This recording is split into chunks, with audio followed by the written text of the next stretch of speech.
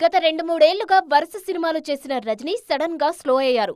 తక్కువ గ్యాప్ లోనే జైలర్, వేటయాన్, లాల్ సలాం, కూలీ లాంటి సినిమాలు వచ్చాయి. ఇందులో జైలర్ మినహా ఏదీ ఆడలేదు. కూలీ కూడా ఏదో ఓ మోస్తారుగా ఆడింది కానీ హిట్ అయితే కాదు.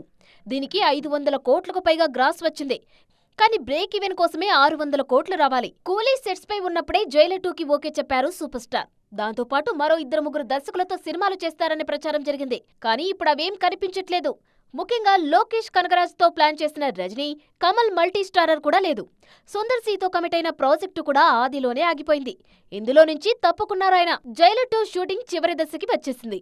అయినా కూడా నెక్స్ట్ ప్రాజెక్ట్ లాక్ చేయలేదు super star. Rajini, Kamal multi starrer ఉందంటున్నా ఎప్పటికి మొదలవుతుందో క్లారిటీ లేదు. ఇదంతా చూస్తుంటే వయసు 75 దాటాక గ్యాప్ తీసుకుంటున్నారా, ఇస్తున్నారా అనేది ఆసక్తికరంగా మారింది. ఒక్కటైతే నిజం, మునపట్ల రజనీ వేగంగా సినిమాలైతే చేయట్లేదు.